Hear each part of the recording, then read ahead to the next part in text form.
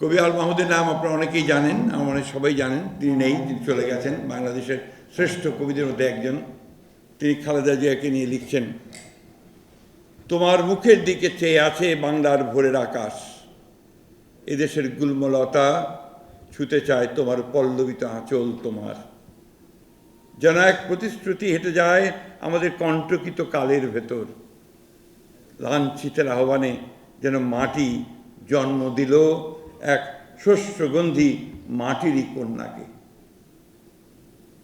লাঞ্ছিতের আহ্বানে যেন মাটি জন্ম দিল শস্যগন্ধি মাটিরই কন্যাকে। প্রত্যাশার কণ্ঠস্বর কে জানি কি মন্ত্র বলে কেবল ছড়িয়ে দিচ্ছ মাঠে ঘাটে আদিগন্ত শস্যের কিনারে। আমরাও সাক্ষ্য দেব, হ্যাঁ আমরা একথা দেখেছি মাতাকে এক অনিঃশেষ আধারে দাঁড়িয়ে, আরও ডানার মতো মেলে দিয়ে ব্যগ্র দুই বাহু 11 কোটি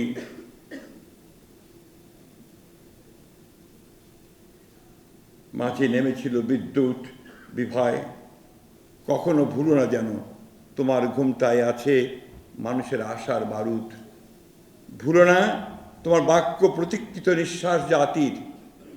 অবিচল পিঙ্গলাক্ষী হে মাতৃকা, মানুষের আশাকে জাগাও। এই ছিলেন খালেদা জিয়া।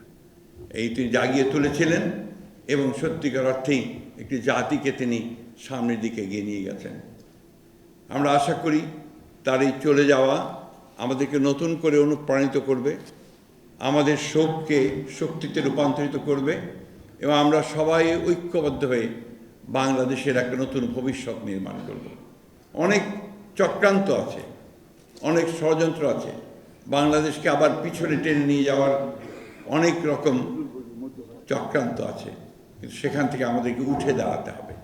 আপনারা যারা আছেন, নেতৃত্ব দিচ্ছেন অর্থনৈতিক ক্ষেত্রে, সবাই মিলে আসুন আমরা আমাদের এই প্রিয় বাংলাদেশ, 1971 সালে যার জন্য আমরা যুদ্ধ করেছিলাম, 1990 সালে যার জন্য আমরা লড়াই করেছি গণতন্ত্রের জন্য, 2024-এ যাদের জন্য আমার ছেলেরা রক্ত দিয়েছে, আসুন আমরা সেই বাংলাদেশকে আবার সবাই মিলে গড়ে তুলি।